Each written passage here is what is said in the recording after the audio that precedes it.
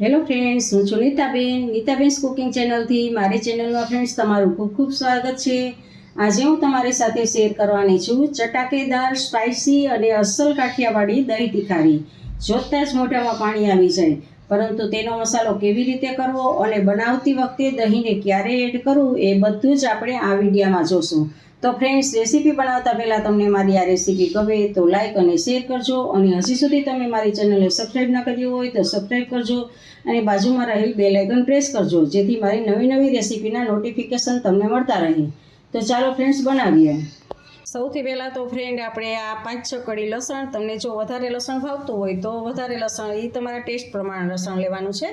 તો લસણવાળી ચટણી બનાવવાની છે, તો એ માટે આપણે એમાં સૂકી ચટણી એડ કરી અને આપણે ખાંડની દસ્તાથી ખાંડવાની છે. આપણે કાઠિયાવાડી બનાવવાનું છે એટલે ખાંડની, આને જો મિક્સરમાંય આપણે કરી શકીએ, પણ આપણે કાઠિયાવાડી સ્ટાઇલથી કરીએ છીએ એટલે ખાંડની દસ્તાથી આપણે ખાંડશું અને આપણે પેસ્ટ બનાવી લઈએ.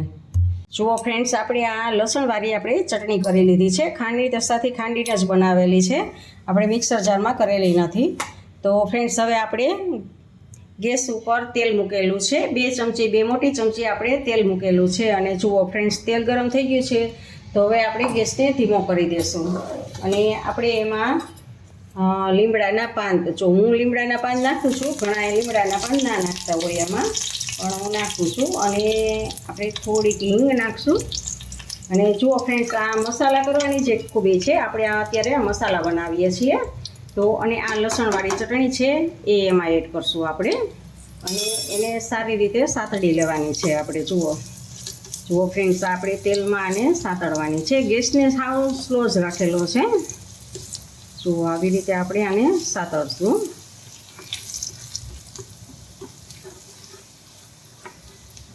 અને હવે આપણે એમાં થોડુંક આદુનું છીણ નાખશું. તમારા ટેસ્ટ પ્રમાણે તમારે આદું લેવાનું છે. અને જુઓ ફ્રેન્ડ્સ, આપણી આ સતળાઈ ગઈ છે, તો હવે આપણે એમાં મસાલા કરવાના છે. તો થોડુંક આપણે નિમક એડ કરશું સ્વાદ પ્રમાણે, અને કલર માટે આપણે હળદર એડ કરશું.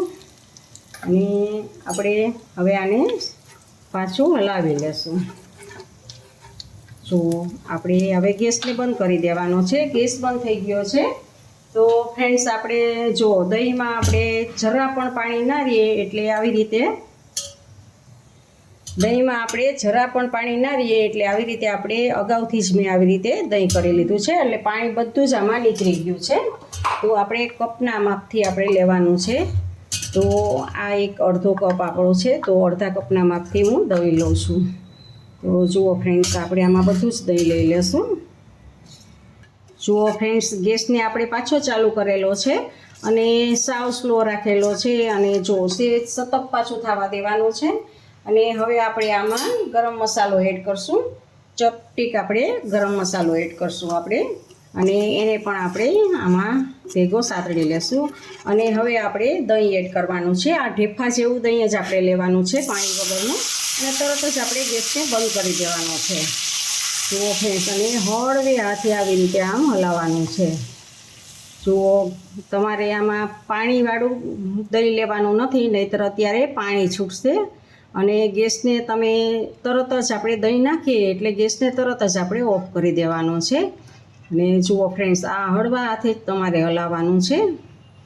તો આપણી આ દહીં તીખારી જુઓ સરસ, કેટલું સરસ એનો દેખાવ પણ સરસ છે.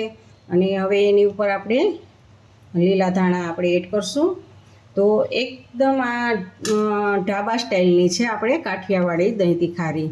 અને જુઓ, જાડી પણ છે, જો એકદમ પતલી નથી થઈ ગઈ. જો તમે પાણીવાળું દહીં લેશો ને તો ફ્રેન્ડ્સ આ ગરમ થશે ને એટલે પતલી થઈ જશે. અને એવું છે કે તમે દહીં નાખો એટલે ગેસને બંધ કરી દેવાનું એક જ કારણ છે કે દહીં ફાટે નહીં તો તમારું દહીં ફાટી જશે. આ ટાઈમે તમે દહીં નાખશો તો તમારું દહીં ફાટી જશે. તો જુઓ ફ્રેન્ડ્સ, આપણી આ દહીં તીખારી બનીને તૈયાર છે. તો ફ્રેન્ડ્સ, આને આપણે હવે સર્વિંગ બાઉલમાં લઈએ.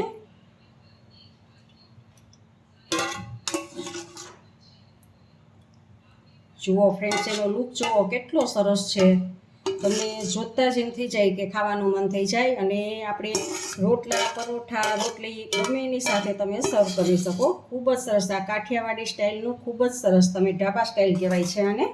અને એકદમ સરસ આ દહીં તિખારી બને છે. જો આવી રીતે તમે પાણી કાઢી અને દહીં એવું જાડા ઢેફા જેવું જ દહીં લેવાનું છે અને અગાઉથી મસાલા કરી અને જ્યારે તમે દહીં નાખો ત્યારે તમારે ગેસને તરત જ ઓફ કરી દેવાનો છે. ફ્રેન્ડ્સ, તમને મારી આ રેસીપી કેવી લાગી તે કમેન્ટ બોક્સમાં કમેન્ટ કરીને મને જરૂરથી જણાવજો. ઇન્સ્ટાગ્રામમાં મારા પેજને ફોલો કરજો. મેં નીચે લિંક આપેલી છે. તમને મારી આ રેસીપી ગમે તો લાઈક કરીને તમારા ફેમિલી મેમ્બર્સ અને ગ્રુપમાં શેર કરજો અને મારી ચેનલને સબસ્ક્રાઈબ કરવાનું ભૂલતા નહીં. આવજો, બાય. ફરી મળીએ નવી રેસીપી સાથે.